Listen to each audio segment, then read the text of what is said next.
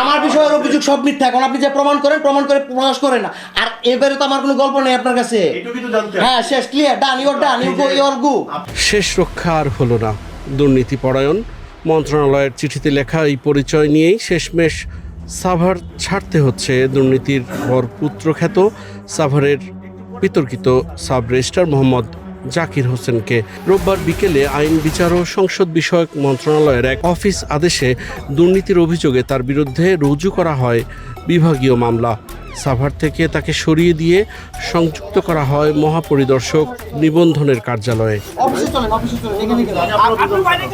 আইন বিচার ও সংসদ বিষয়ক মন্ত্রণালয়ের বিচার শাখা 6-এর যুগ্ম সচিব রেজিস্ট্রেশন হাসান মাহমুদুল ইসলাম স্বাক্ষরিত এক অফিস আদেশে এই তথ্য জানানো হয়। ওই আদেশে জাকিরের বিরুদ্ধে সরকারি কর্মচারী শৃঙ্খলা ও আপিল বিধিমালা 2018 এর বিধি 3-এর খ এর অধীন অসদাচরণ ও বিধি 3-এর ঘ এর অধীনে দুর্নীতি পরায়ণ এর আওতাভুক্ত অপরাধের অভিযোগে বিভাগীয় মামলা রুজু করার কথাও জানানো হয়। অনুসন্ধান কার্যক্রম চলমান আছে। আমি আজকে কিছু সংশ্লিষ্ট ব্যক্তিবর্গের জবানবন্দি গ্রহণ করেছি এবং অনুসন্ধান আরো বেশ কিছু পদক্ষেপ গ্রহণ করে অনুসন্ধান সম্পূর্ণ করে যথাসময়ে রিপোর্ট প্রদান করা হয়। আমরা ইনডেপথ তদন্ত করে ওর বিরুদ্ধে যা ব্যবস্থা নেওয়া হবে।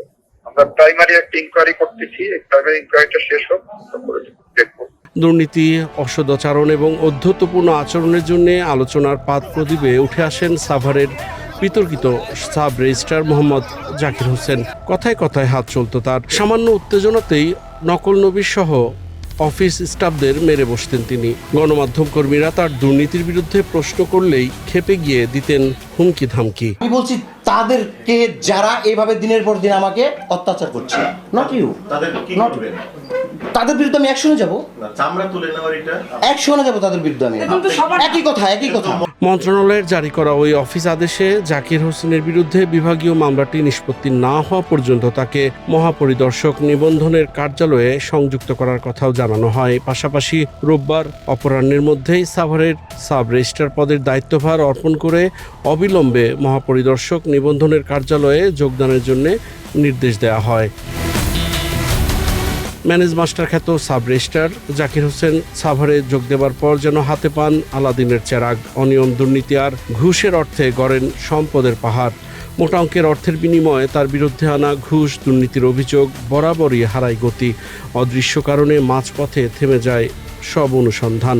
তবে দুর্নীতির অর্থ নিয়ে এক সহকর্মীর সঙ্গে ফাঁস হওয়া ফোনালাপে বেরিয়ে আসে তার দুর্নীতি স্বরূপ। আমি 30 লাখে রাজি হয়েছি। 30 লাখে রাজি হওয়ার পরে আমি বলছি যে 30 লাখই দেবো, কিন্তু তাকে 30 লাখ ছাড়া এক মুঠে দিতে হবে। টাঙ্গাইলের মির্জাপুর উপজেলার তেলিনা উত্তরপাড়ার মোহাম্মদ আলীর ছেলে শিকদার জাকির হোসেন ছাত্র জীবনে ছিলেন জগন্নাথ বিশ্ববিদ্যালয়ে ছাত্রলীগের বিজ্ঞান ও প্রযুক্তি বিষয়ক সম্পাদক। আওয়ামী লীগ সরকারের আমলে 2017 সালে সাব রেজিস্ট্রার হিসেবে যোগদান করেন জামালপুরের বকশীগঞ্জে। সাভারের আগে ছিলেন হবিগঞ্জের বানিয়াচং উপজেলায়। মোটা অঙ্কের অর্থের বিনিময়ে অন্তর্বর্তীকালীন সরকারের সময় যোগ দেন সাভারে। সাভার সাব রেজিস্ট্রার অফিসকে পরিণত করেন ঘুষের হাটে। অবৈধ সুবিধার বিনিময়ে বিভিন্ন আবাসন কোম্পানি সহ নানা ব্যক্তির কাছ থেকে সরকারি অফিস সজ্জিতকরণের নামে গ্রহণ করেন উপঢৌকন। তাদের অর্থেই এয়ার কন্ডিশন, অফিস ডেকোরেশন সহ বসানো হয় সিসি ক্যামেরা। অভিযোগ রয়েছে নানা কৌশল, ফাঁকফোকর, জাল জালিয়াতির মাধ্যমে সরকারি রাজস্ব ফাঁকি দিয়ে ঊর্ধ্বতন কর্মকর্তাদের ম্যানেজ করেই জাকির হোসেন কামিয়েছেন কোটি কোটি টাকা।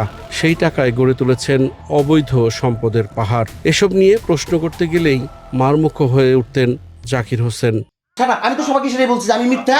এখন থাকলে সেটা আপনি পাই টু পাই সেটা প্রমাণ করেন, কারণ সেই কাগজ নিয়ে পাই টু পাই প্রমাণ করেন, দেন আপনার যেটা করণীয় সেটা আপনি করেন।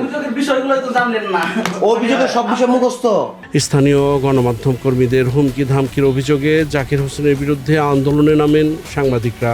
মানববন্ধন সহ প্রতিবাদ সমাবেশ থেকে তার বিরুদ্ধে ব্যবস্থা নেওয়ার দাবি ওঠে। অতঃপর দুর্নীতিবাজ মন্ত্রণালয়ের এমন তকমা নিয়েই সাভার ছাড়তে হলো জাকির হোসেনকে। তার আগ মুহূর্ত পর্যন্ত জল ঘোলা করে মাছ শিকারের চেষ্টা চালান তিনি। অস্থিতিশীল পরিস্থিতি তৈরির মাধ্যমে অরাজক ও একের পর এক বিব্রতকর ঘটনার জন্ম দেন জাকির হোসেন।